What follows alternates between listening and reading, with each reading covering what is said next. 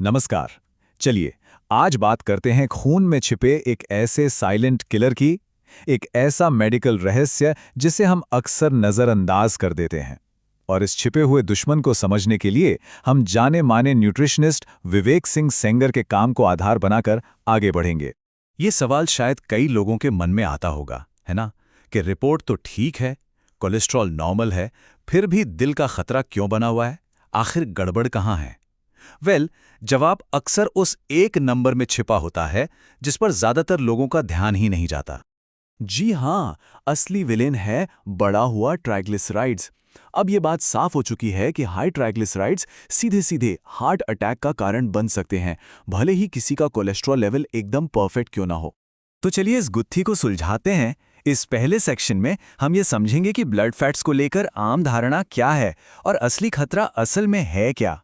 तो ये ट्राइग्लिसराइड्स आखिर हैं क्या भला? इसे ऐसे समझिए, ये हमारे शरीर की बैकअप पावर या बैकअप फ्यूल हैं। जब हम ज़रूरत से ज़्यादा कैलोरीज खाते हैं तो हमारा शरीर चालाकी से उन्हें ट्राइग्लिसराइड्स में बदल देता है ताकि बाद में काम आ सके। सिस्टम तो बढ़िया है, पर तब तक जब तक ये बैकअप हद से ज़्यादा ना बढ़ जाए। अब इन दोनों के बीच का फर्क समझना बहुत जरूरी है। सोचिए, अगर ट्राइग्लिसराइड्स जलाने की लकड़ी हैं जो हमें एनर्जी देते हैं, तो कोलेस्ट्रॉल बिल्डिंग ब्लॉक्स हैं, मतलब ईंट और सीमेंट, जिनसे शरीर की दीवारें यानी सेल्स और हार्मोन्स बनते हैं। दोनों की अपनी अपनी जगह है, पर प्रॉब्लम तब शुरू होती है जब इनका बैलेंस बिगड़ जाता। और यहीं पर असली कहानी छिपी है। डॉक्टर्स इसे रेजिजुअल रिस्क कहते हैं। इसका सीधा सा मतलब है कि भले ही कोलेस्ट्रॉल एकदम कंट्रोल में हो, लेकिन अगर ट्राइग्लिसराइड ज्यादा हैं तो हार्ट अटैक का खतरा जस का तस बना रहता है। और यही वो वजह है कि नॉर्मल रिपोर्ट वाले लोगों को भी अचानक दिल का दौरा पड़ जाता है। तो अब सवाल यह है कि ये ट्राइग्लिसराइड्स हमारी धमनियों यानी आर्टरीज को नुकसान पहुंचाते कैसे हैं। चलिए इनके काम करने के तरीके को स्टेप बाय स्टेप समझते हैं। ये पूरा हमला समझिए 3 एक्ट का एक ड्रामा है। पहला एक्ट, बढ़े हुए ट्राइग्लिसराइड्स धमनियों के अंदर सूजन पैदा करते हैं, जिससे वहां एक चिपचिपा सा प्लाक जमना शुरू हो जाता है। दूसरा एक्ट, ये प्लाक बहुत ही अनस्टेबल मतलब सॉफ्ट होता है, जो जरा सा प्रेशर पड़ने पर फट जाता है। और तीसरा और फाइनल एक्ट, शरीर उस फटे हुए हिस्से को ठीक करने के लिए वहां खून का थक्का बना देता है। और बस, अगर वो थक्का आर्टरी को पूरा ब्लॉक कर दे तो हार्ट अटैक हो जाता है।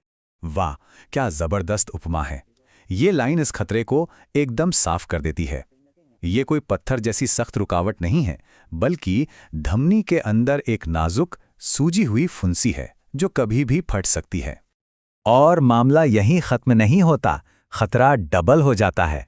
देखिए, जो अच्छा वाला एचडीएल कोलेस्ट्रॉल होता है वो हमारी धमनियों का सफाई कर्मचारी या कचरा ट्रक है। लेकिन जैसे ही ट्राइग्लिसराइड्स ऊपर जाते हैं, ये एचडीएल नीचे आ जाता है।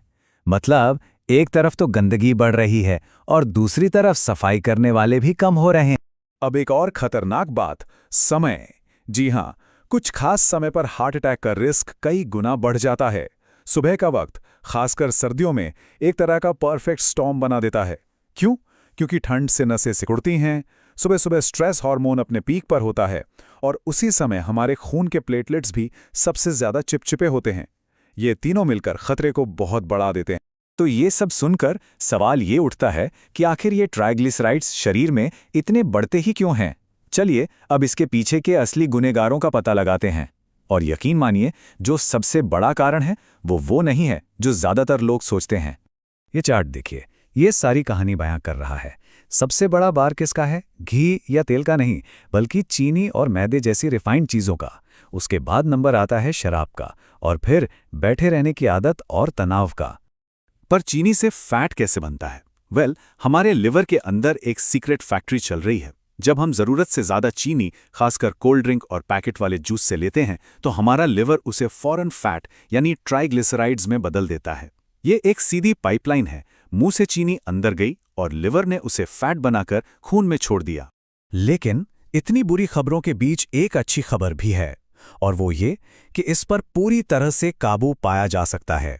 ये सेक्शन बताएगा कि वो कौन से ठोस कदम हैं जिनसे इन खतरनाक नंबर्स को वापस अपनी जगह पर लाया जा सकता है। तो सबसे पहला कदम है अपनी रिपोर्ट को समझना। अगर ट्राइग्लिसराइड्स 150 से कम है तो बहुत अच्छा।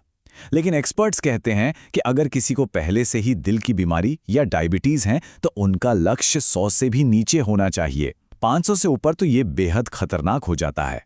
तो अपनी रिपोर्ट को ध्यान से देखना बहुत जरूरी। तो एक्शन प्लान क्या है? शुरुआत करते हैं क्या नहीं करना है की लिस्ट से। सबसे पहले इन दुश्मनों को अपनी प्लेट से बाहर निकालना होगा। चीनी, कोल्ड ड्रिंक, पैकेट वाले जूस, मैदा, सफेद चावल, बेकरी के आइटम और हाँ, शराब, ये सबसे बड़े अपराधी हैं। और अब बात करते हैं क्या करना है। डाइट में दोस्तों को शामिल करना है, जैसे कि फाइबर जो बीन्स, ओट्स और हरी सब्जियों में मिलेगा, ओमेगा 3 जो अलसी और अखरोट में भरपूर होता है, और साथ में लहसुन और अर्जुन की छाल जैसे नेचुरल सप्लीमेंट्स भी कमाल का काम कर सकते हैं। याद है वो बैकअप फ्यूल? उसे जलाना भी तो पड़ेगा ना, है ना? और उसे जलाने का सबसे अच्छा तरीका है एक्सरसाइज। रोजाना तेज चलना और खास तौर पर खाने के बाद सिर्फ 10 मिनट की वॉक करना भी इस जमा हुए ईंधन को जलाने में जबरदस्त मदद करता है। और हाँ, अगर सिर्फ लाइफस्टाइल बदलने से भी बात न बने तो डॉक्टर की सलाह से कुछ एडवांस्ड ऑप्शन भी मौजूद हैं। इनमें स्टैटिन या फाइब्रिड्स जैसी दवाएं हैं। इनके अलावा EECP जैसी एक थेरेपी भी है जो बिना ऑपरेशन के शरीर को बंद नसों के आसपास नई नसें बनाने में मदद करती है, जिसे नेचुरल बाईपास भी कहा जाता है। तो बात सीधी सी है, सारी जानकारी अब हमारे सामने है। हमारा शरीर लगातार हमें सिग्नल दे रहा है और उसका जवाब खून की एक मामूली सी रिपोर्ट में छिपा हुआ है। असली सवाल तो बस ये है कि क्या हम उस सिग्नल को सुनने और उस पर एक्शन लेने के लिए तैयार हैं?